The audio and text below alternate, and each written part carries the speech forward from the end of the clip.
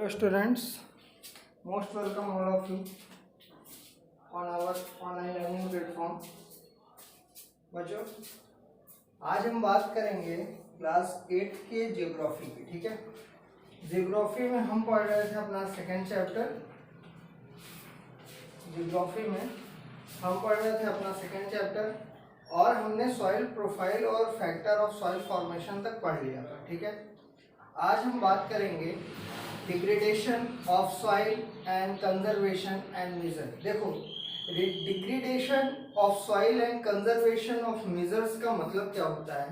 देखो, जो हमारी सॉइल होती है ना, वो कई प्रकार की होती है। ठीक है, जो सॉइल की हमारी प्रोफाइल होती है, जो सॉइल की हमारी प्रोफाइल होती है, वो कई प्रकार की होती है। ठीक है, सॉइल प्रोफाइल कई प्रकार के होने का मतलब क्या है। सॉइल प्रोफाइल होने कई प्रकार का मतलब ये है कि जो हमारी सॉइल है वो आप कहीं पे देखोगे कि कहीं कहीं सॉइल उबड़ खाबड़ होती है। ठीक है, कहीं कहीं क्या होती है, उबड़ खाबड़ होती है। ठीक, और कहीं कहीं क्या होता है, कहीं कहीं क्या होता है, कहीं कहीं वही सॉइल, कहीं कहीं वही सॉइल एकदम प्लेन होती है। ठीक है, कहीं कहीं वही सॉइल क्या होती है, एकदम प्लेन होती है। ठीक, कहीं कहीं वो सॉइल क्या होती है, उसमें गड्ढे बहुत ज़्यादा होते हैं। कहीं कहीं वो सीढ़ी के आकार की होती है। ठीक है, कहीं स्लोप के आकार की होती है। मतलब सॉइल कई तरीके की हर जगह पाई जाती है।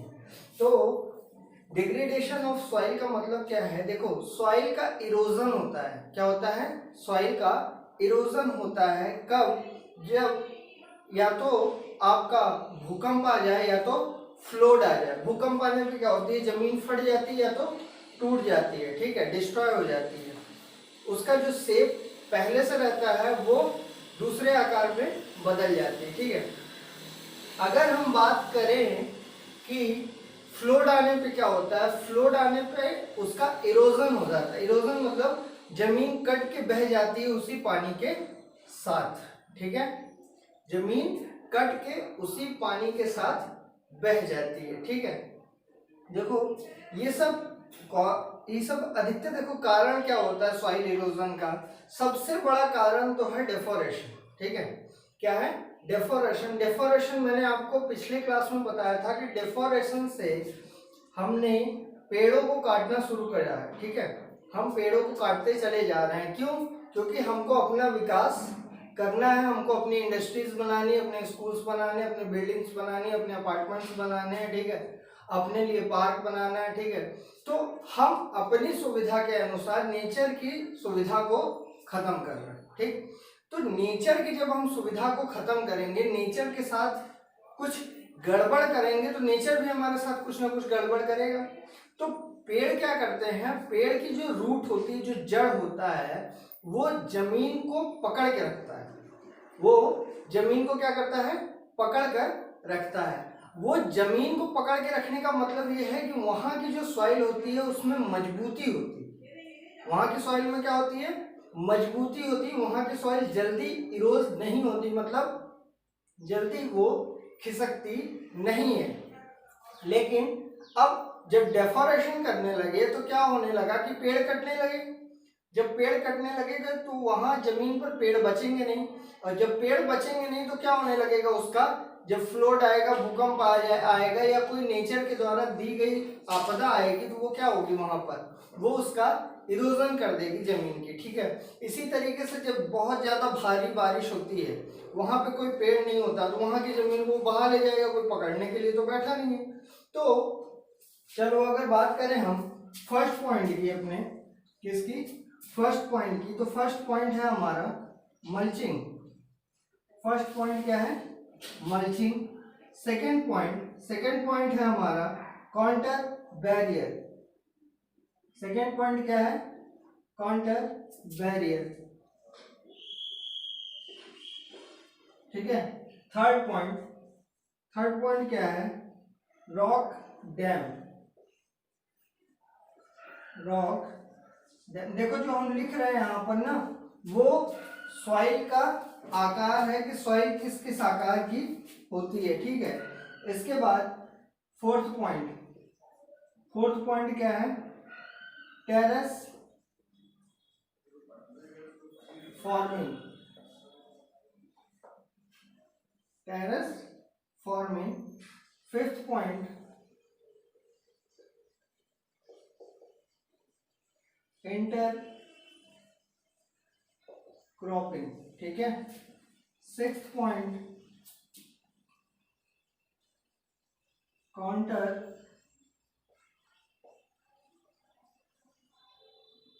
फ्लोइंग, ठीक है। And seventh point is shelter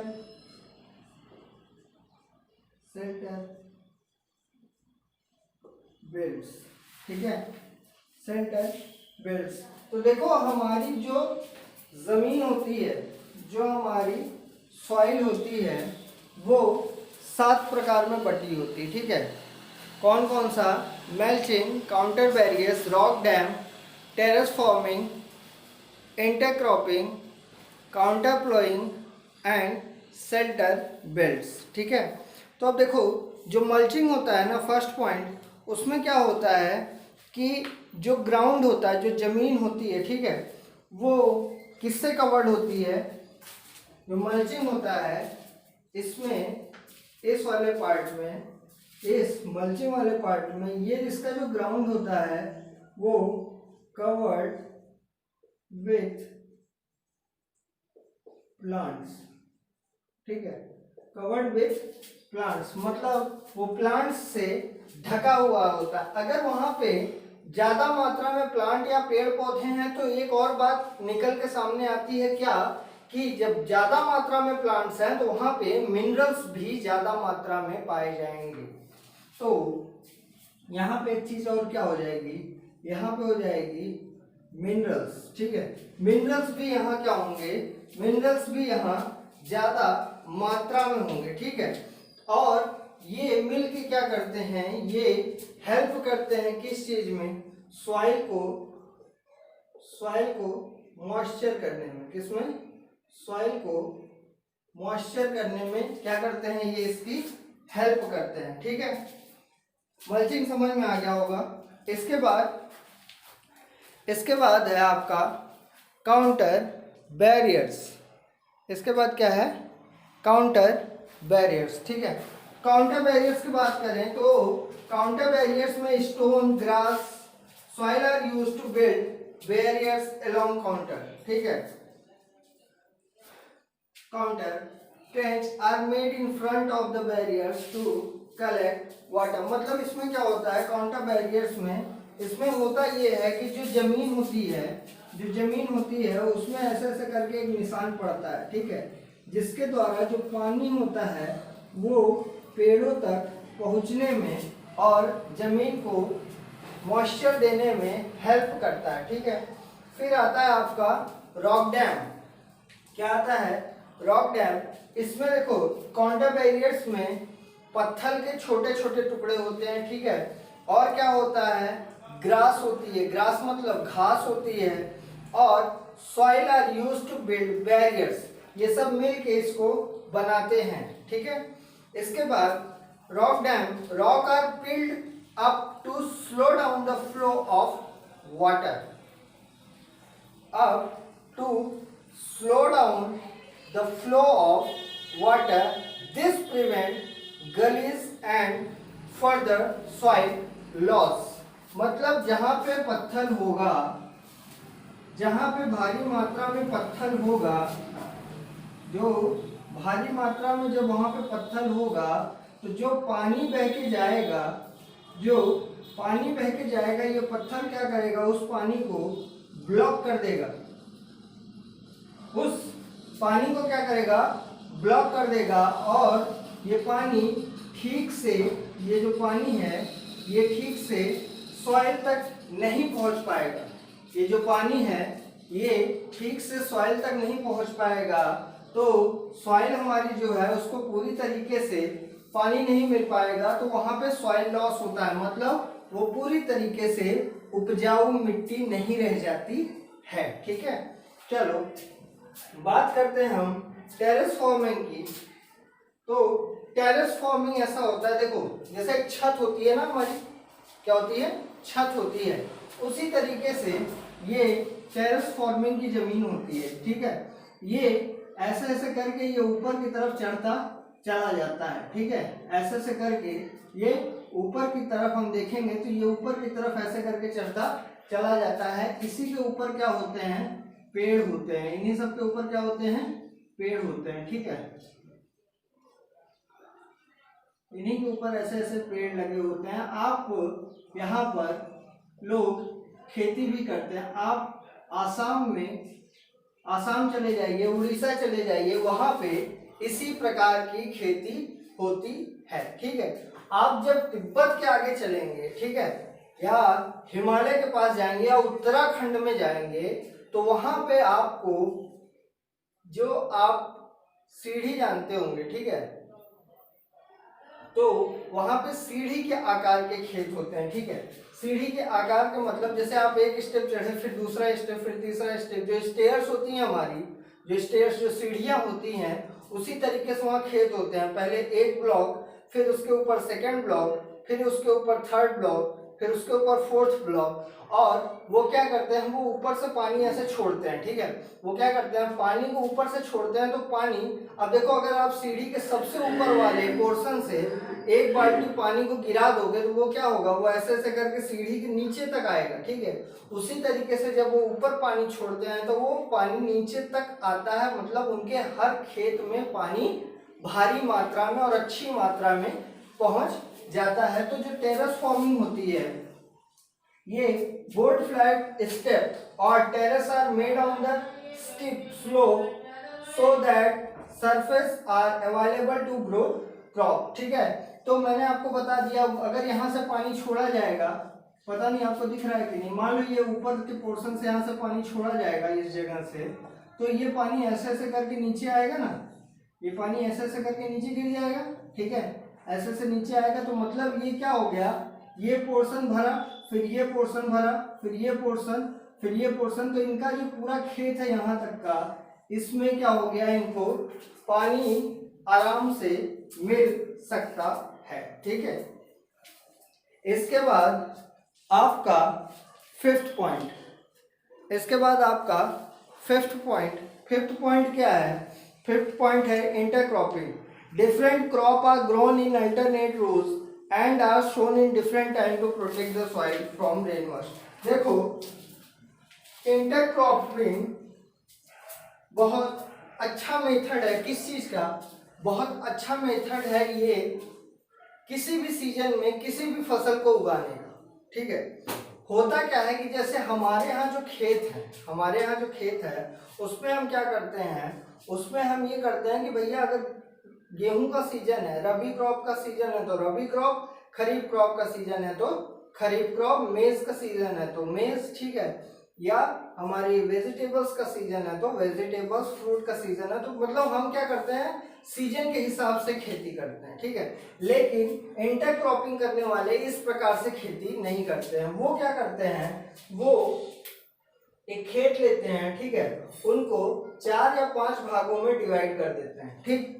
एक खेत लेते हैं और उनको समझ लीजिए कि 3 भागों में उनको डिवाइड कर देते हैं। कितने भागों में, 3 भागों में, 1 भाग, 2 भाग और ये तीसरा भाग, 3 पार्ट्स में उसको डिवाइड कर देते हैं। और इसमें मान लो उन्होंने व्हीट कर दिया, यहाँ पे व्हीट कर दिया, यहाँ पे राइस कर दिया और यहाँ पे मेज कर दिया, ठीक है। तो उनकी एक ही समय में 3 फसलें तैयार हो जाती हैं, एक ही समय में 3 फसल तैयार हो जाती है। लेकिन इंटरक्रॉपिंग का मतलब यही होता है कि एक खेत में कई प्रकार के अनाजों को एक ही समय में उगाना, ठीक है। अब देखो, अब हुआ क्या कि इंटरक्रॉपिंग में उन्होंने एक ही समय में अनाजों को तो उगा लिया, ठीक। लेकिन अब इनके पास प्रॉब्लम क्या होती है, इनके पास प्रॉब्लम ये होती है कि इनको बहुत ज्यादा इसकी सुरक्षा करनी पड़ती है, इसको बहुत ज्यादा यूरिया, खाद, पानी की आवश्यकता पड़ती है, उसको इन्हें बराबर देते रहना पड़ता है, ठीक है, इंटरक्रॉपिंग में। इसके बाद हमारा 6th point, counter ploughing parallel to the counter of a hill slope form a natural barrier of water to flow down the slope. मतलब क्या होता है कि काउंटर प्लगिंग में वो ऐसे करके एक खेत बनाते हैं, ऐसे नीचे की तरफ, ठीक है। जैसे हमने यहाँ ऊपर से नीचे बनाया वैसे ही ये क्या करते हैं, थोड़ा सा इनका खेत जो होता है वो टेढ़ा होता है और ये यहाँ से पानी को फ्लो कराते हैं इस कॉर्नर से, ठीक है। तो पानी ऐसे करके नीचे की तरफ चला जाता है, ठीक है। लेकिन अब ये क्या होता है, इनके हर एक पोर्शन के बाद एक बैरियर लगा होता है,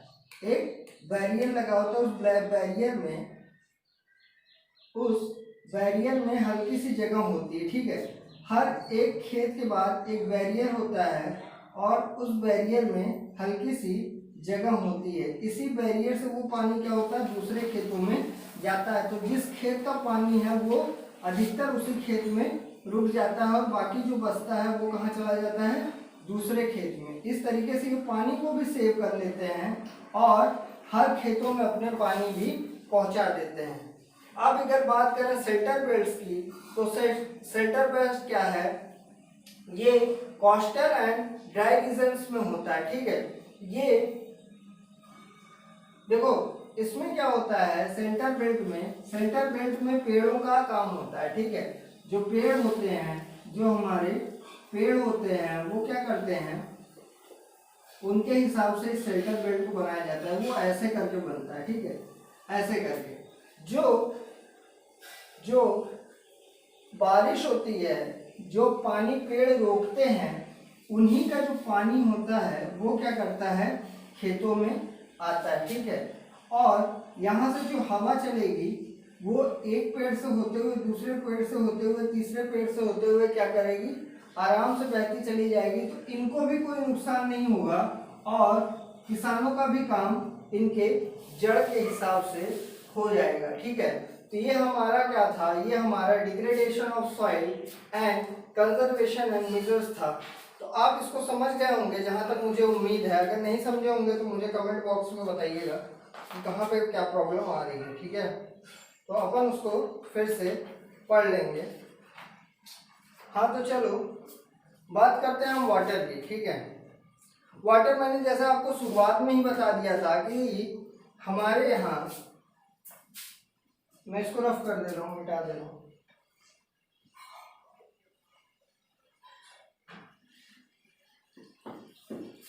आपका चैप्टर लंबा है इसलिए आपको भी इसको घर में पढ़ना है, ठीक है। आपका चैप्टर जब खत्म हो जाएगा तो फिर इसकी आपको नोट्स मिल जाएगी और इसका क्वेश्चन आंसर आपको मिल जाएगा, ठीक है, करा दिया जाएगा।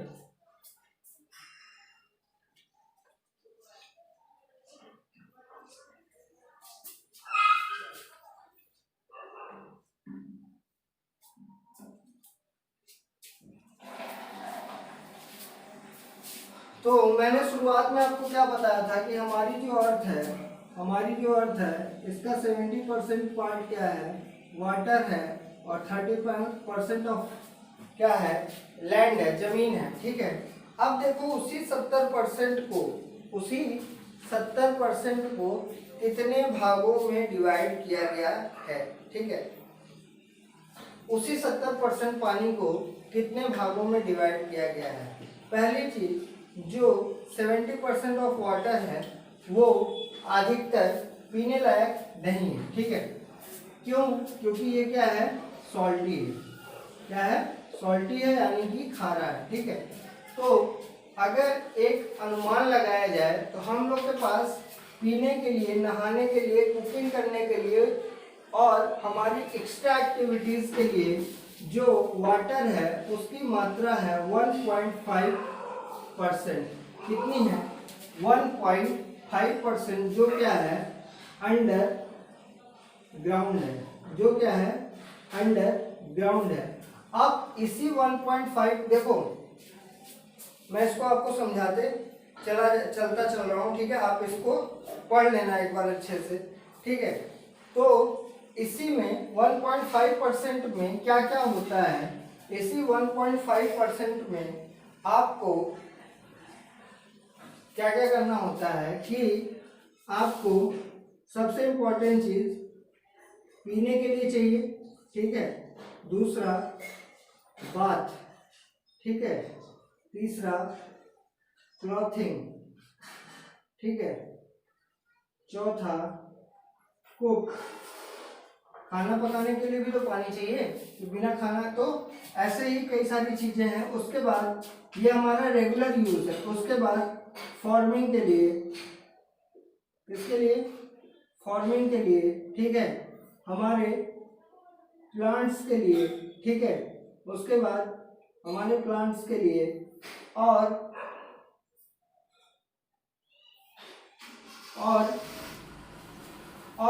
हम इसको कई सारी चीज़ों में यूज़ करते हैं। तो सबसे इम्पोर्टेंट क्या है, इतनी चीज़ें, और ये मस्ट है फार्मिंग। अब देखो ये सब क्या हो रहा है, ये हमारा डेली यूज़ का काम है। ये क्या है, डेली यूज़ का। इसमें तो बहुत सारी चीज़ें, मैंने सिर्फ 4 पॉइंट लिखे हैं, इसमें तो बहुत सारी इंपॉर्टेंट चीज़ें हैं।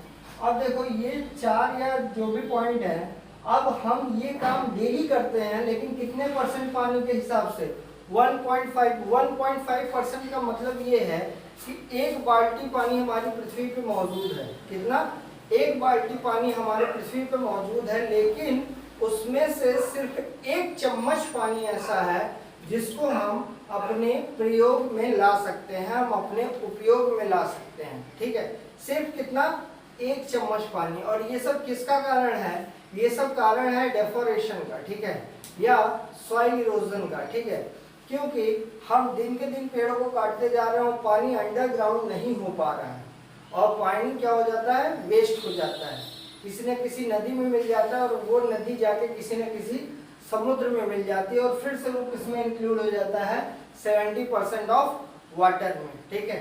तो हमारे पास बचता कितना है, 1.5% ऑफ वाटर, जिसको हमें क्या करना है, डेली किसी न किसी अपने यूज में लाना है। जैसे इसमें लिखा है drinking, cooking, bathing, flushing, washing cloth, washing utensils और गार्डनिंग, ठीक है। मैं यहाँ पे प्लांट्स के लिए लिखा था, तो ये हमारे गार्डन के लिए हो गया, ठीक। तो और देखो जो हमारी रिवर्स है, अब सब कहेंगे कि सर मान लो समुद्र का पानी गंदा है, मतलब खारा है, तो हम अपनी नदियों का पानी पी सकते हैं, रिवर्स का। आपने नदियों का हाल अपने यहाँ देखा है, ठीक है, आपने रिवर्स का हाल अपने यहाँ देखा है। रिवर्स हमारे यहाँ कितनी ज़्यादा गंदी रहती हैं, ठीक है। हमको क्या करना है, हम कोई पूजा किए तो फूल माला डाला है, कुछ किए तो राख डाला है, ठीक है, मतलब कुछ भी कर रहे हैं उसमें ले जाके फेंक आ रहे हैं, मूर्ति रखे, मूर्ति ले गए उसमें विसर्जित कर दिए। तो क्या हो रहा है ना, कि जो लिक्विड फॉर्म में जो पेंट है मूर्तियों का वो उसमें मिल रहा है, जो प्लास्टिक हम उसमें डाल रहे हैं वो उसमें मिल रही है, जो गंदगी हम उसमें डाल रहे हैं वो मिल रही है, जो हमारी फैक्ट्रीज हैं उनका पानी भी किसमें छोड़ दिया जाता है, रिवर्स में छोड़ दिया जाता है। मतलब कुल मिला के ये है कि हमारी जो नदियां हैं वो बहुत ज़्यादा गंदी हैं, और वो हमारे पीने के लायक पानी नहीं रखती हैं। इसलिए हम रिवर्स का प्रयोग नहीं करते हैं, बहुत कम ही मात्रा में, किसी किसी जगह पे जहाँ पे रिवर साफ है वहाँ पे इसका प्रयोग बहुत हल्के मात्रा में किया जाता है, ठीक है। तो रिवर्स को हम एक बार इंक्लूड नहीं करते हैं 1.5% में, ठीक है। तो 1.5% पे इतनी सारी चीज़ें आती हैं जिसको हम डेली अपने लाइफ में यूज करते हैं, ठीक है। तो चलो, आपका चैप्टर ये बहुत लंबा है, नेक्स्ट क्लास में भी चैप्टर हो जाएगा कंप्लीट। सो तब तक के लिए thank you so much for watching this video. अपना खूब ख्याल रखिए, और इस चैप्टर को जहाँ तक मैंने पढ़ाया है एक बार अपने से पढ़ लीजिए, और कोई भी डाउट हो तो आप मुझे कमेंट सेक्शन में जाके कमेंट कर सकते हैं, या तो मुझे आप कॉल करके या व्हाट्सएप ग्रुप में डायरेक्ट बता सकते हैं कि सर मुझे ये प्रॉब्लम हो रही है। तो चलिए इस वीडियो को यहीं रोकते हैं और मिलते हैं आपसे अगली क्लास में। Thank you so much.